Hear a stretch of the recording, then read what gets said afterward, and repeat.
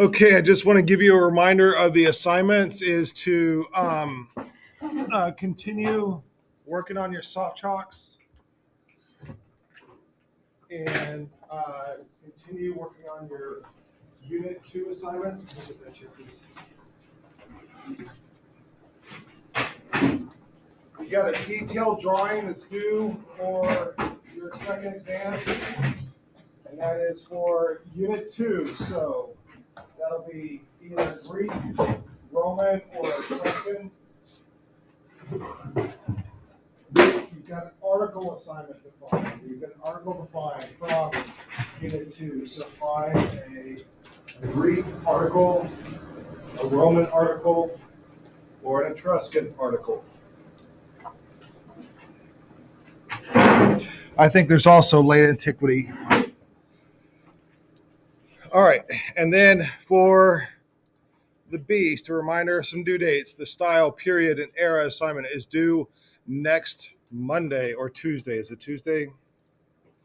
Next Tuesday. Do not push this off until the end. Do it now. Turn it in now. In fact, have I put in? I think I haven't put in the assignment yet, but do it now.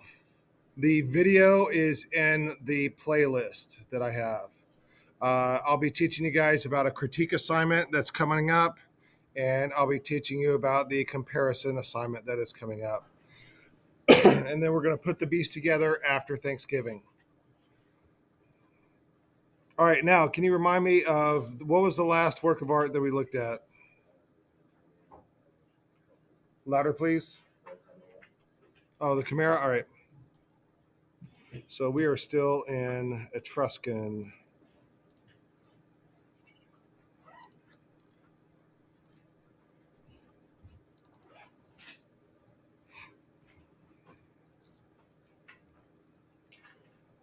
We're going to finish up Etruscan art with just a couple of artworks, and then we were going to go and begin with Roman art.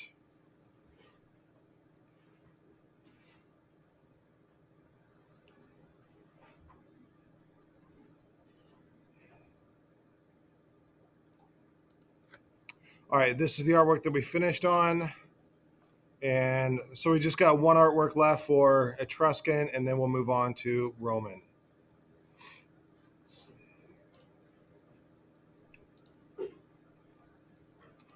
All right, and today we've got ARINGATORE.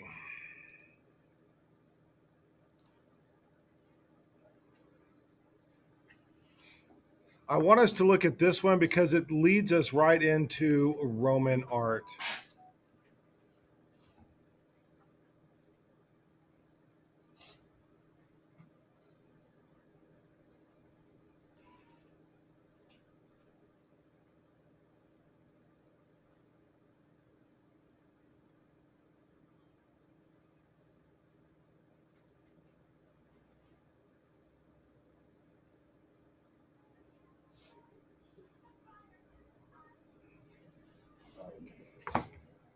All right. He is clearly a magistrate, and his posture seems to be that of an orator who is in the process of addressing the crowd.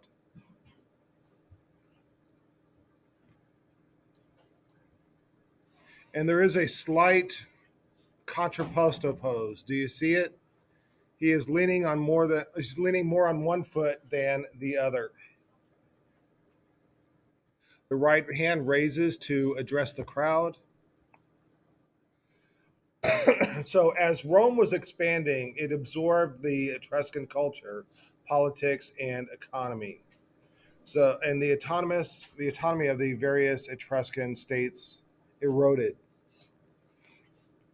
The Etruscans themselves elected to adopt the trappings of Roman culture that was in turn indicative of a wider pan-Mediterranean dynamics. But what that's saying is that the Etruscans were adopting Roman culture. They were trying to look like Romans. They were trying to act like Romans. And so that's what it goes. If you can't beat them, then join them, because the Romans were much more powerful than the Etruscans. If you look closely at his feet, he's wearing the high boots that are commonly associated with Roman senators. And if you look at his haircut, that is a Roman aristocratic haircut. The Etruscans were experts in bronze casting.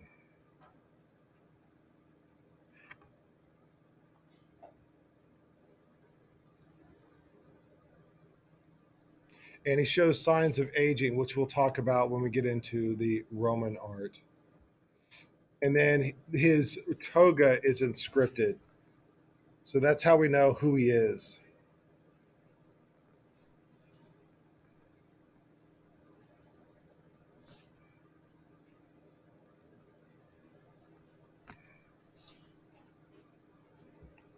All right, and that will finish us for the Etruscans.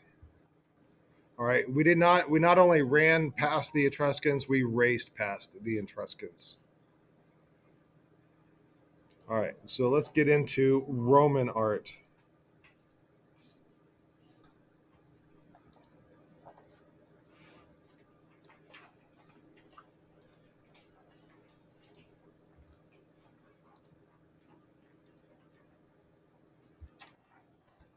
All right, we got so much art history, so let's go run through the museum. We're starting a new chapter, chapter 7.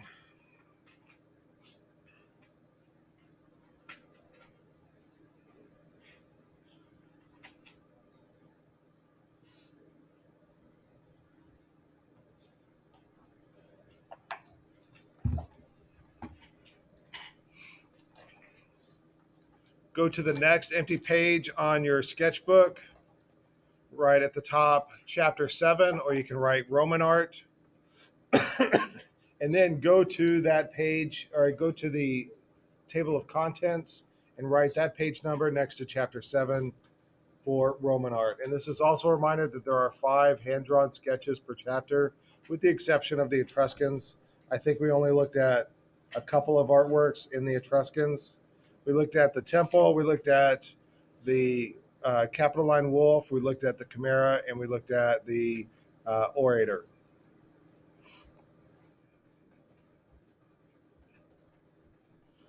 All right, so where is Rome? Where's Rome? Yeah, it's in Italy. And Italy, probably the easiest country to find because it looks like a boot. All right.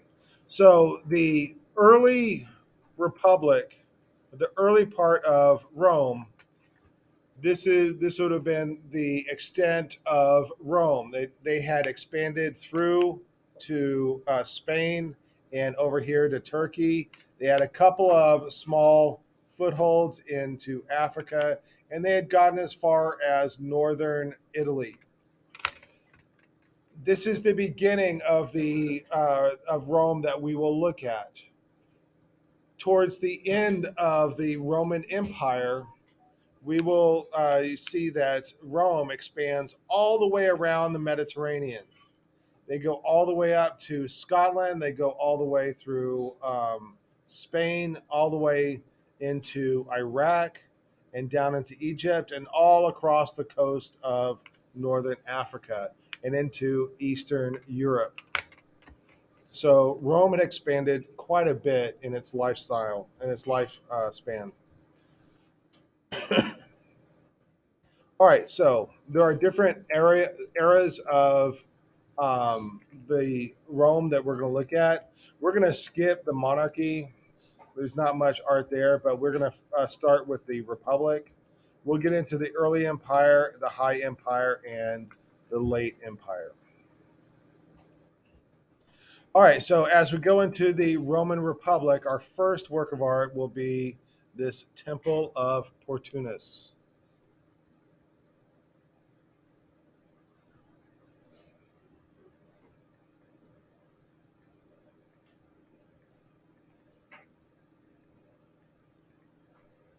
Sorry if I'm a bit distracted. My daughter is taking an art history class over at Cy Creek. She's in the first period class. There was an assignment that the teacher kept saying, "Well, you can do it if you want or not." And then it turns out it was for a grade. So she's freaking out right now. I hope that I don't give you confusing instructions. And if I do, let me know.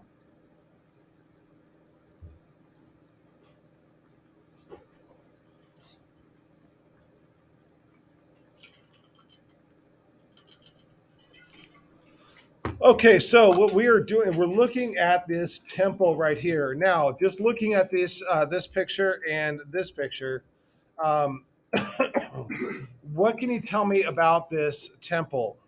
Like, what other temples does it look like? Yes, it does look like Etruscan. What makes it look like it's Etruscan?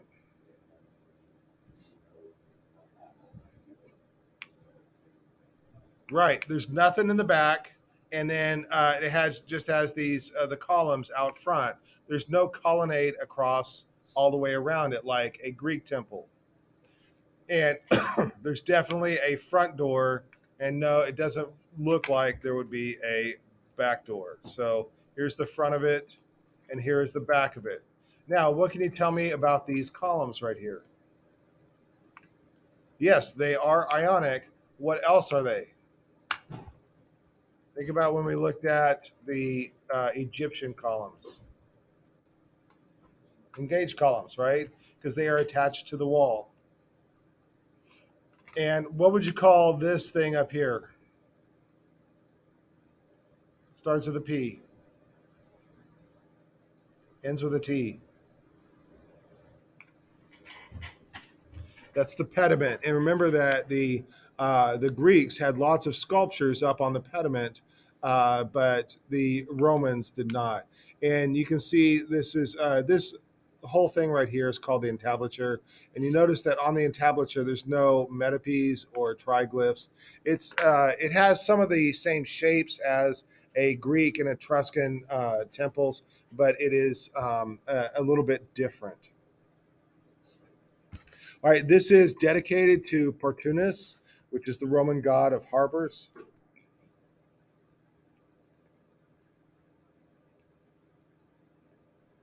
And this one entryway is was pioneered by Hellenistic architects, and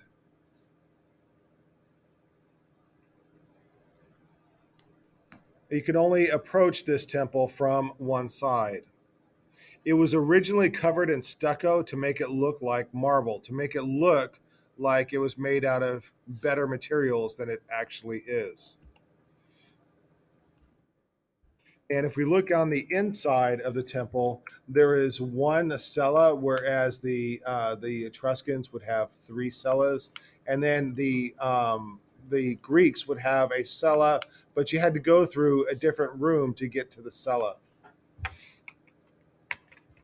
And you can see the Greek temple in the center had a colonnade all the way around it, whereas this one, the Roman, has the engaged columns on the actual cella, and then there's no colonnade around the whole thing. You just have a few columns on the porch, like an Etruscan.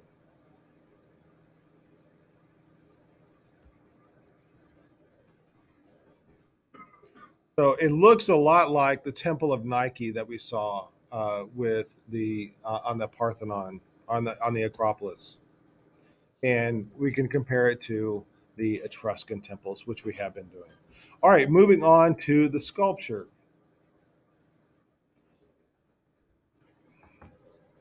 A patrician carrying the portrait of two ancestors. A patrician is like a politician.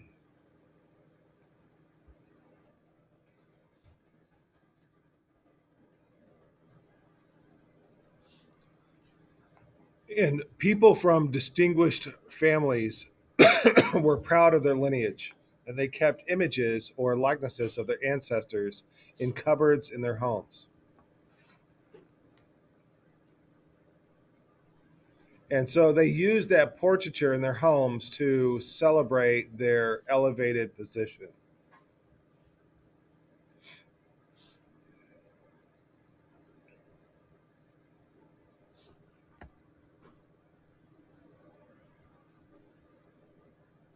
And like if you had a an ancestor that was a politician, then you would have portraits of that person in your house. It's the same thing. All right. And with the Greek portraits, these were idealized. Remember the cartoonish face of the Kouros, but like the Doryphorus and the Aphrodite of Knidos, these are not portraits of any individual person. Yes, they're a god, but it is idealized. It's not any specific person that they were looking at. They have the ideal shape of the face, the ideal nose, the ideal lips and eyes, and we have those same sort of um, uh, proportional canon in our culture, and you can look up different ideal proportions for different ethnicities. And even modern technology will fix all your blemishes in a photo and make you look ideal. So there's this pursuit of perfection, even in our own culture, that we could see back in the Greek culture. But the Romans, they did something different. Look at this portrait. Does that look idealized to you? No. What makes it not idealized? Yeah, he looks old. Yes.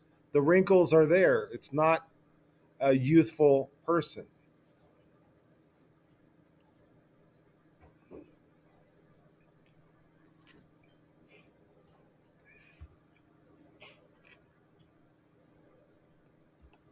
We call this a veristic portrait, and I want you to know that term. And I'm pretty sure it's on the test. Veristic portrait comes from the word verism, which comes from the Latin word veris, which means truth. So by calling this a veristic portrait, we're saying that this is a truthful portrait that is showing the imperfections of this guy's face.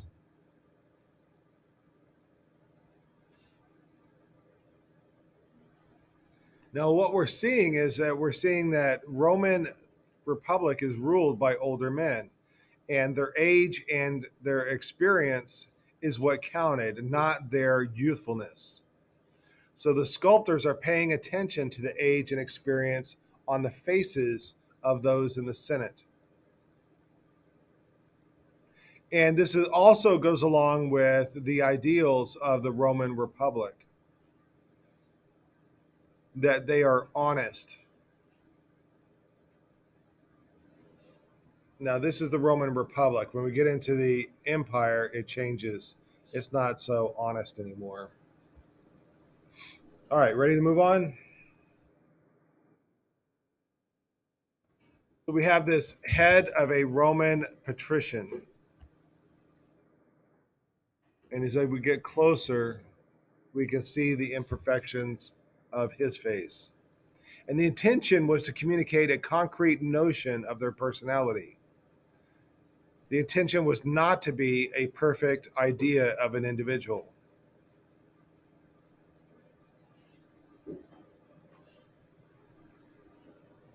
And the rhythmic unity is disrupted.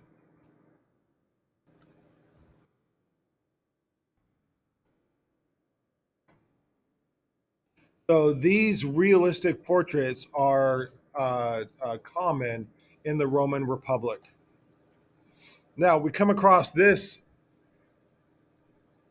sculpture right here, which is a bit of a mystery.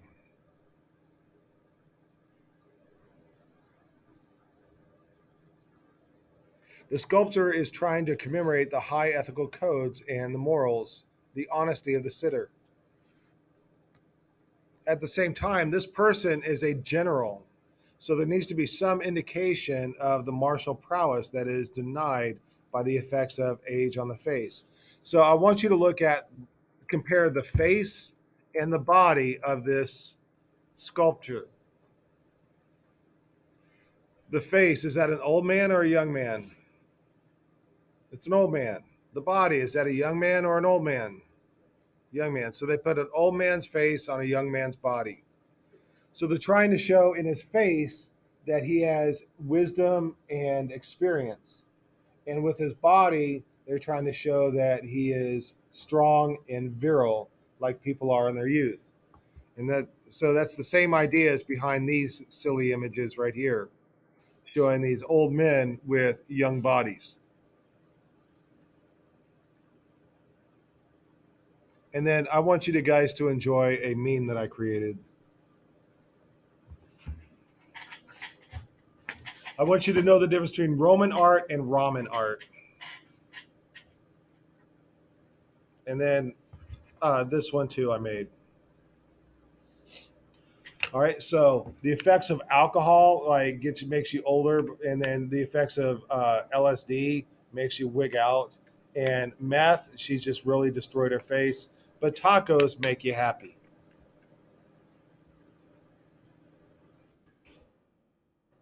Have you guys heard of Pompeii before? What happened at Pompeii?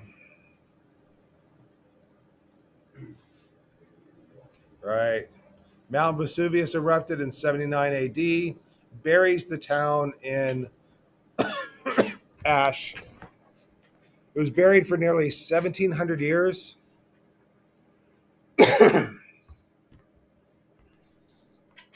And what is amazing about this event, although it's awful, lots of people lost their lives and it destroyed a whole town.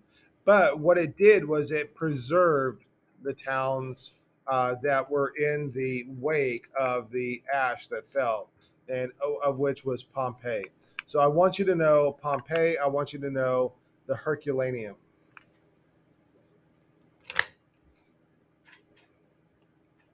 Herculaneum, Herculaneum.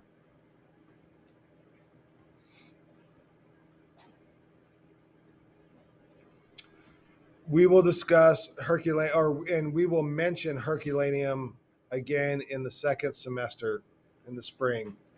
I just want you to have heard that before, and then when I discuss it in the spring, I want you to remember that it is associated with Pompeii. So Herculaneum and Pompeii were both discovered in 1748. And not only did it preserve all the buildings, but all the people that huddled were also preserved.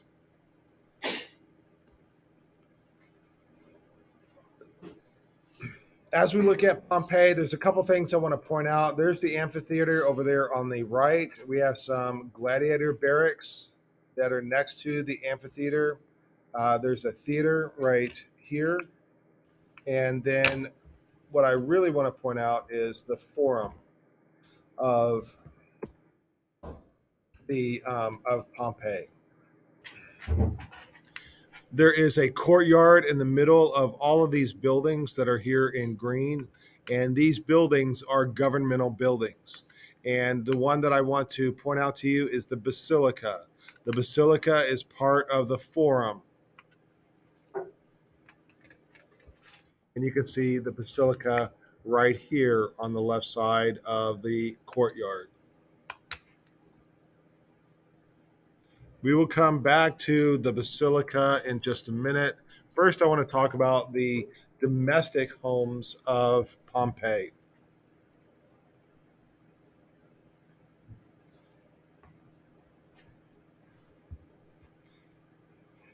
These were built so that they would have these solid walls along the outside of the home, and then they would have open. They would be open to the sky. They would have like a skylight that would open up to a courtyard inside the home.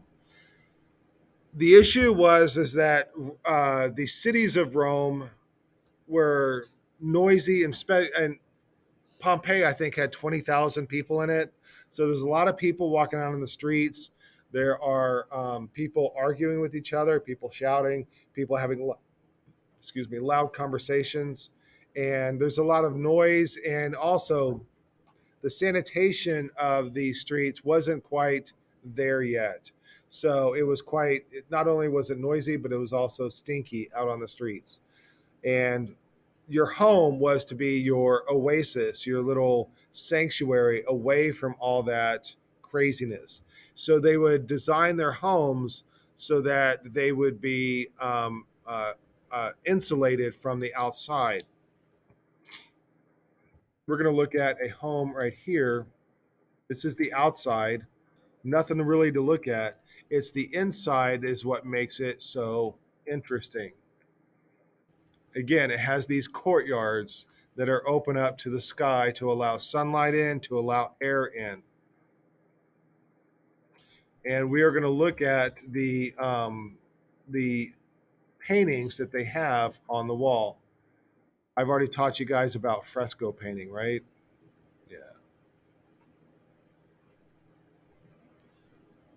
Let's skip past. There we go.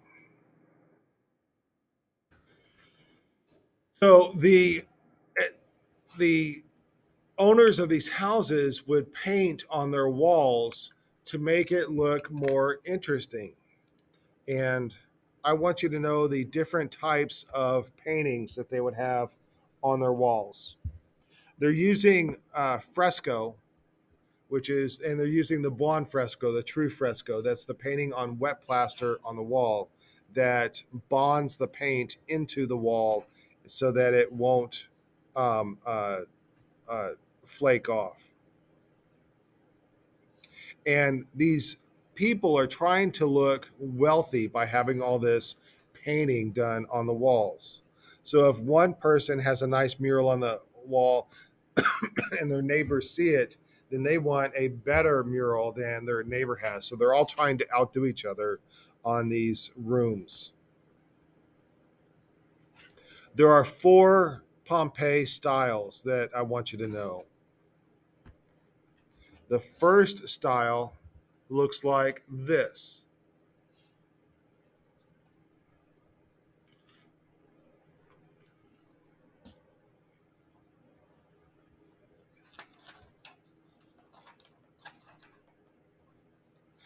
And the first style is made to look like marble.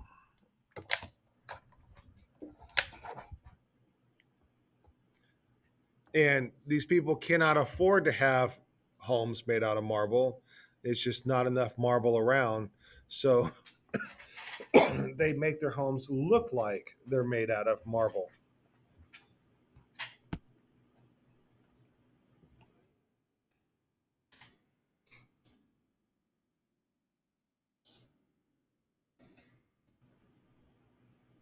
All right, so that is the first style. Before we get into the second style, I want you to know what a still life is. You ever heard of a still life before? When an artist will set up a still life, they set up objects and then they paint the objects, or they draw the objects, or they photograph the objects. So a still life is a collection of objects displayed to be drawn, painted, or photographed.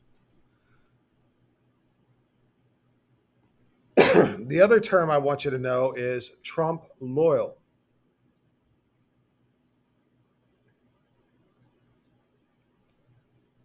Trompe l'oeil basically means fool the eye realism. It's a French term. On the right, this looks like a drawing on a piece of paper on a piece of wood, but it's not. It's a painting of a drawing on a piece of paper on a piece of wood. This looks like a drawing on a ripped piece of paper on a piece of cardboard, perhaps, held up with tape, but it's not. It's a painting of a drawing and held up by a piece of tape. So trompe l'oeil is supposed to fool your eye into thinking it is really there. And trompe l'oeil is often painted on walls to make it look more interesting than it is. On this wall right here, they've painted it so that it looks like there's this little indentation where they can put on some vases. You see some grapes here, and then the some of the brick is showing through the stucco.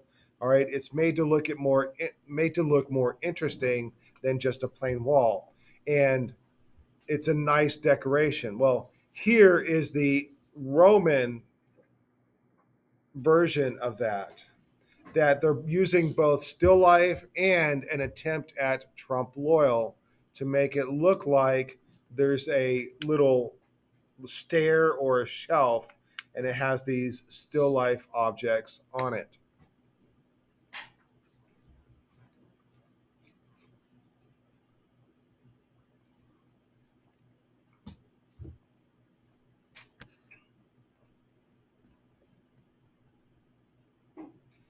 This style was intended for viewers to feel as though the actions of the painting were taking place around them. Here's another one.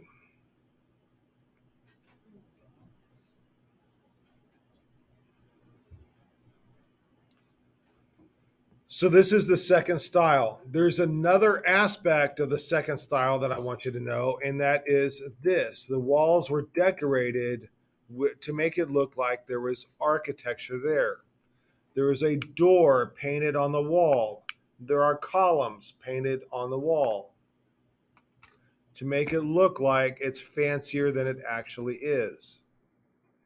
And then there were windows painted on on the wall to make it look as if you are looking out a window. It makes the space look more open. These wall paintings counteracted the claustrophobic nature of the small windowless rooms of Roman houses. Many paintings involved illusions of imaginary scenes. Painters wanted to give off the illusion that the viewer was looking through a window at the scenery depicted.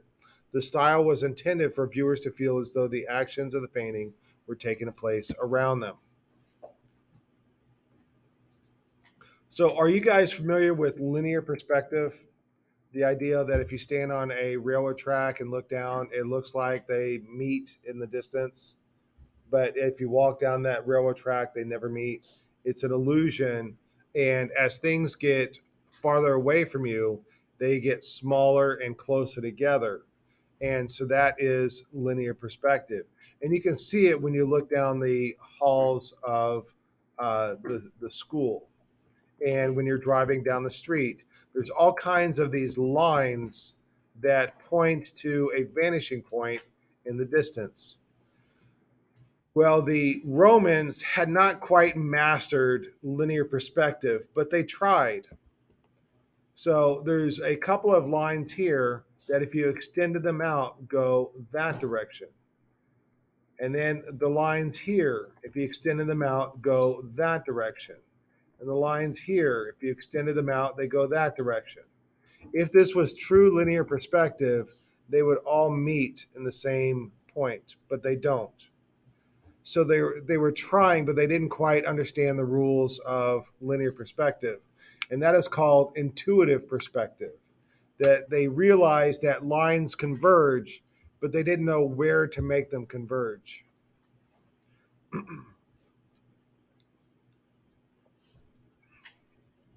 If they did know, then all their lines would converge on one point.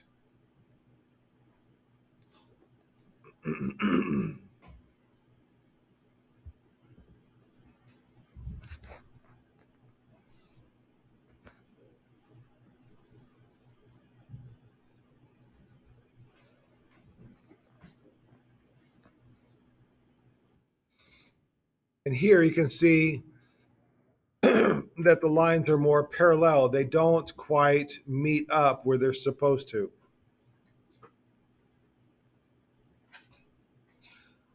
All right, moving on. Do you remember my discussion of space, especially when I talked about the Egyptians? We looked at this Renaissance picture where there's very deep space where you could go back and walk into the hills in the distance, and if there's a lot of space in this picture. On this stage, there is a limited amount of space. You can only go back as far as that back wall.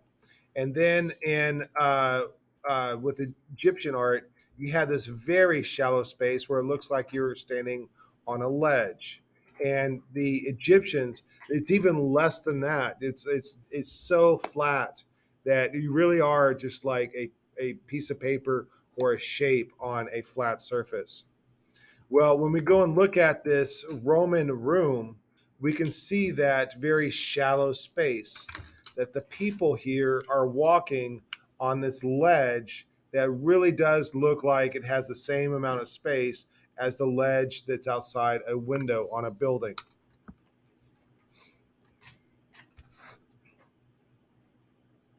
All right, so this is the Dionysiac mystery frieze. There was cults in Rome that honored the god Dionysus. Do you remember what Dionysus was the god of? Partying and wine. All right, so these cults would do a lot of partying and drinking of wine. And this is the chamber for the initiation into a cult of Dionysus. By the way, the cult of Dionysus was mostly women, so it was like women getting drunk and having a good time. And the stage platforms are painted to give the sense of added space in the claustrophobic rooms. So here we have this wall that is very that creates the sense of claustrophobia, that the walls are kind of closing in. But this added edge, the painting of this ledge, makes it look like the room is just a little bit wider and a little bit deeper.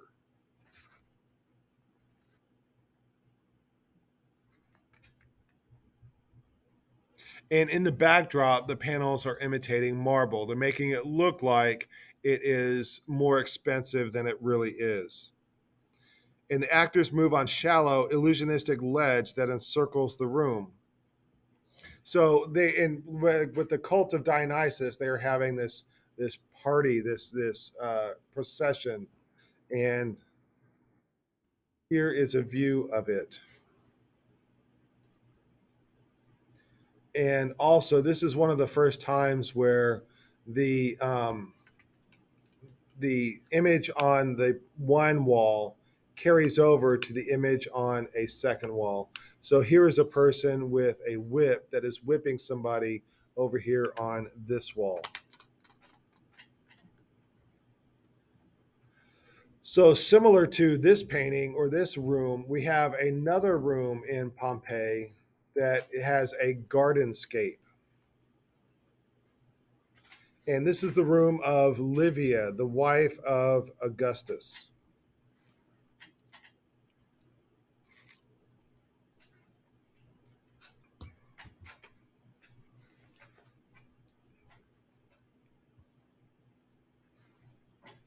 This is a decoration for a palace or a palace retreat.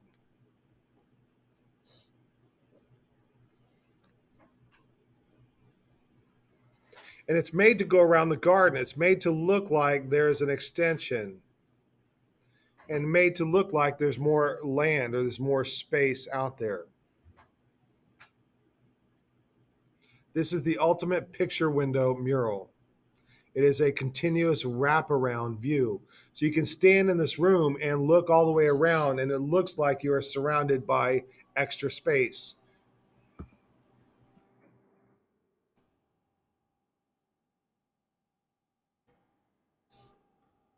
So it is a garden that you are looking at.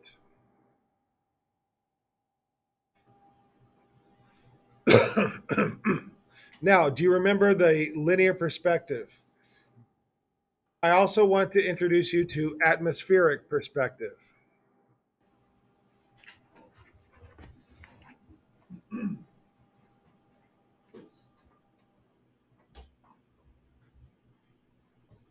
How are we doing on time? All right, good. 10 minutes. Look at the hills in this photograph. As the hills go back into the distance, they get lighter and lighter. Do you know why that is? Why does this phenomenon happen? As things go back into the distance, they get lighter. And it is especially true when you have when you have fog. As things go back into the distance, they get lighter. It, the answer is because you're looking through air. What's in air? There's water vapor in air, there's dust in air, there's other kinds of gases in air. And as you look through the air at further and further away, you are looking through more air to see that. So to see this hill way into the distance, and even this one right here that's even lighter than all the others, you're looking through more water vapor, you're looking through more dust, you're looking through more stuff that's in the air to see that hill. And so that's why it looks lighter.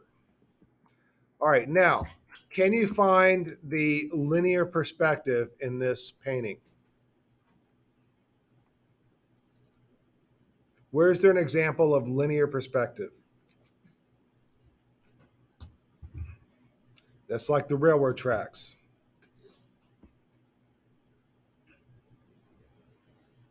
That's okay. I know you guys are sleepy.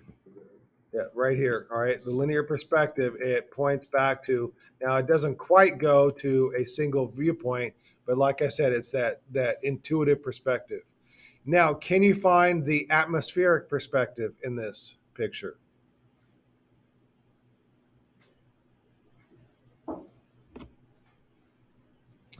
Do you see this line back here? Right? The hills in the distance are lighter than all the bushes and foliage up here. And as things go back into the distance, they get lighter.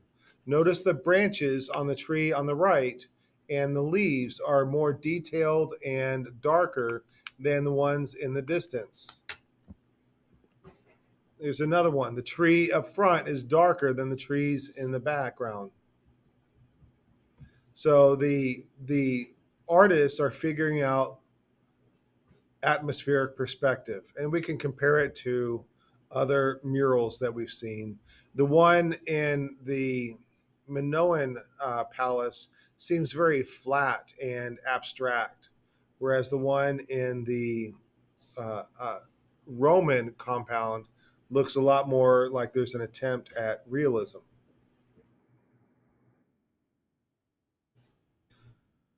All right, now the third style.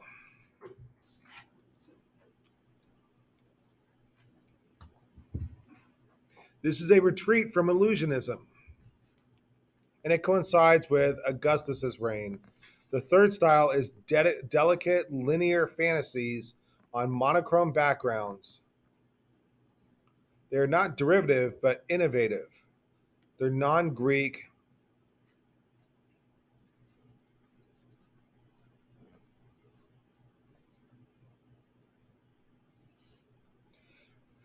So it's delicate linear work, these very fine lines. And then do you see right in the middle of this rectangle, there's a tiny little picture, these tiny little windows onto a scene. But you know what these lines remind me of? They remind me of like old timey bank vaults where it's like black and it has these gold lines on them. Anyways, these images or these have tiny little pictures. You can see them up here and then on the right.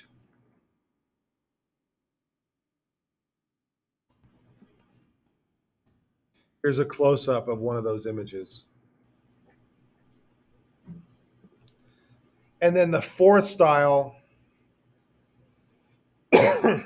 is a combination of them all. Can you find the first style in this image? Right, the parts that look like Rome or marble, right? So like that area down there, that's the first style. Can you find a second style in here? That's the parts that look like windows or trompe l'oeil. And then the third style is right there. So the fourth style combines them all. All right, so that will finish us with the Roman Republic. Are there any questions about Roman Republic or Etruscan art that we've come across? So this is a good place to start for the day. We have 5 minutes left in class. Are there any questions about grades or assignments or anything of that nature? Say that louder. Yeah, I need to do a bunch of grading, so I will be grading. Yes.